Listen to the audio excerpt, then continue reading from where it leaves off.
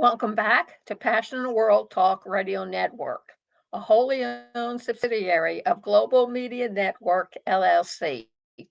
Educate, enlighten, entertain, and let's not forget mindfulness.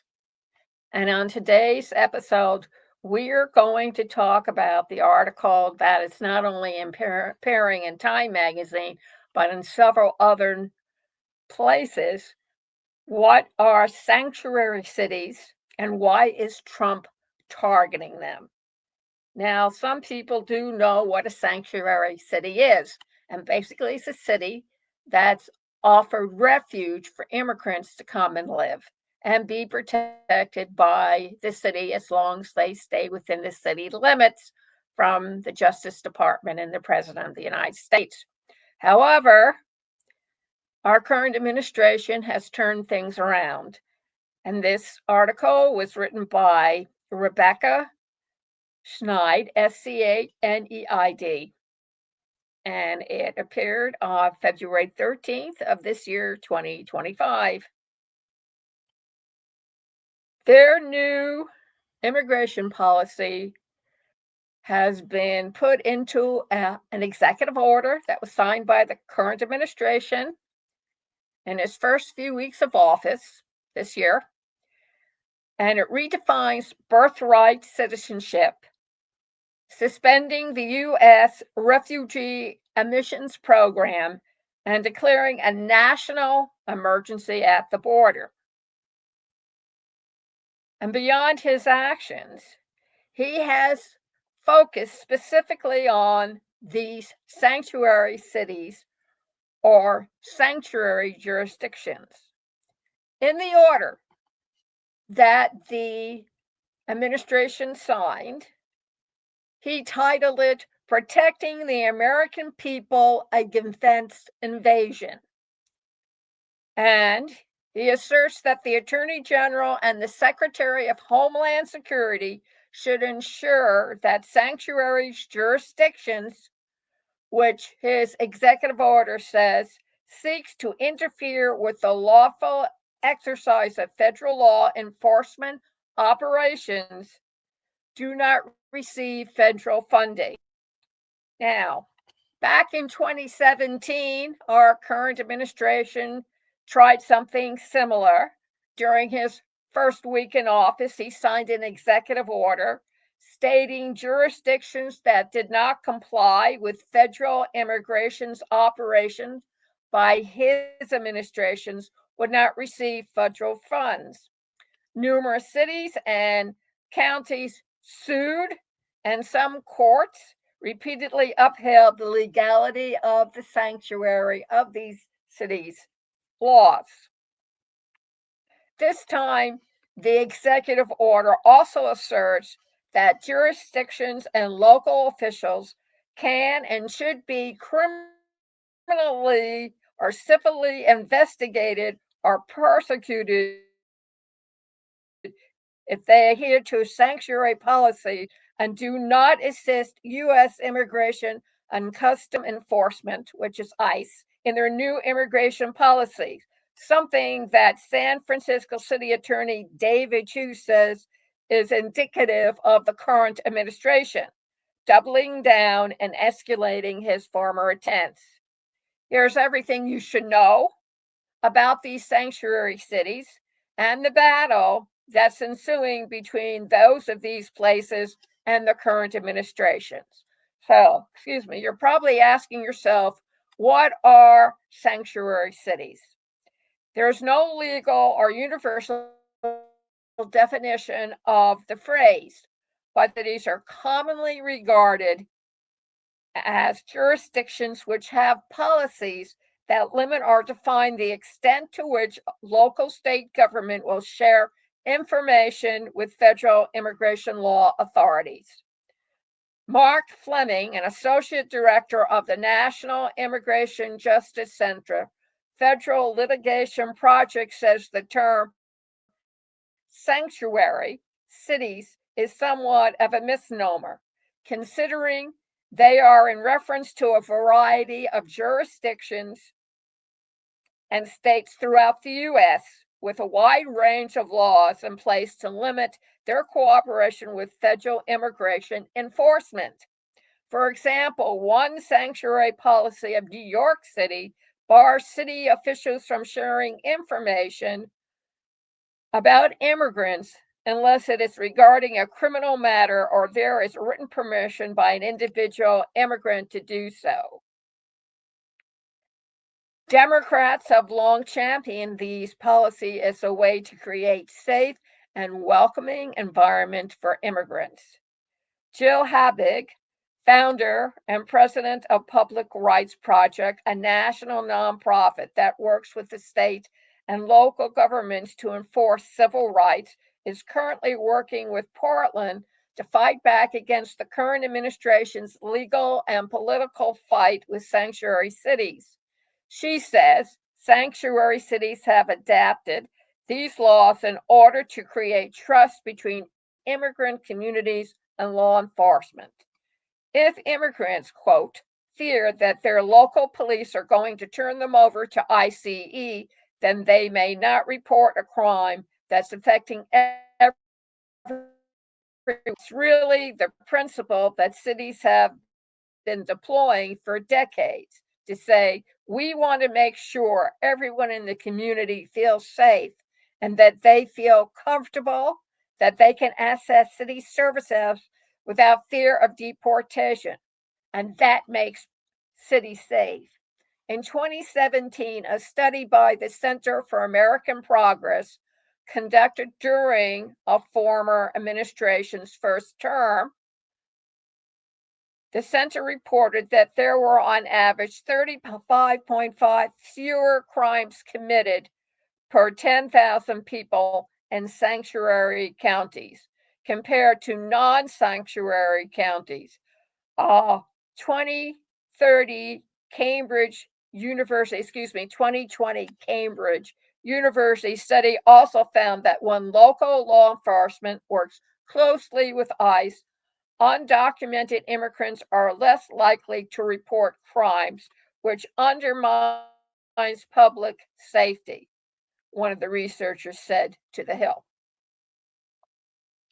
There's often an assumption that sanctuary cities' policies are just about an ideological perspective on immigration rights, but it's also supported just by sound policy around public safety, Hilbeck says.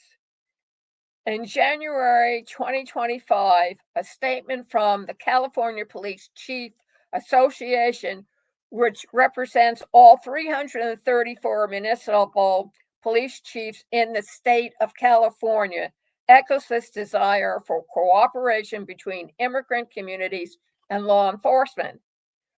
The association said that local law enforcement should not, quote, shield dangerous individuals or restrict our agencies and officers from investigating and apprehending serious or violent offenders, unquote. However,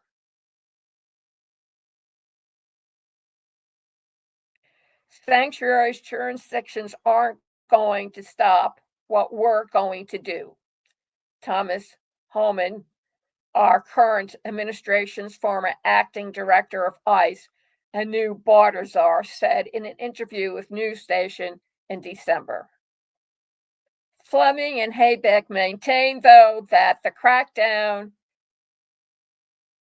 is occurring against large groups is not the majority of the deportations that ICE and the current administration will try to complete in his time in office, something he himself has admitted to. They're trying to do this sleight of hand where they connect all immigrant and immigration enforcement to the things that the American people broadly support, which is border security and border safety and the deportation of folks who have been convicted of violent crimes. Comment: a 2-year-old child was deported. He committed a violent crime, folks, in his past life. And because he was reborn and he's only 2 years old, that makes him a victim, unquote, an opinion. Newly installed Transportation Secretary Sean Duffy issued a Department of Transportation order in January that threatened to shift federal transportation funding away from local governments that don't cooperate. Well, opinion, so much for state rights. On February 6th, the DOI went a step further and sued the state of Illinois and the city of Chicago, accusing the authorities of impeding on the present administration's immigration enforcement policies. Beyond Chicago, Boston, Denver, and New York City also received letters from Republican Representative James Comer, the chair of the House Oversight and Government Reform Committee, stating that he is launching an investigation into sanctuary jurisdiction. The mayors of the 4 cities were invited to testify. Sanctuary jurisdictions and their misguided and obstructional policy hinder the ability of federal law enforcement officers to effectuate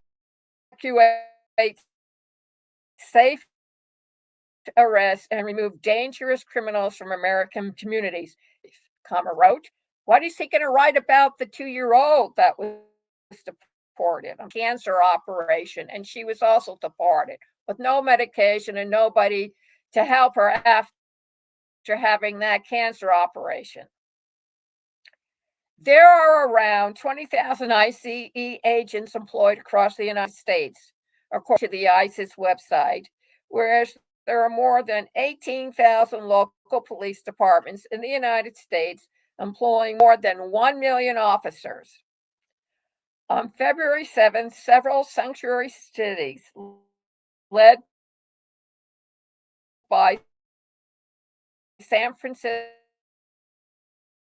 and including Portland, New Haven, Santa Clara, and Kings County, sued courts to check this abuse of power. We prevailed on these issues during this administration.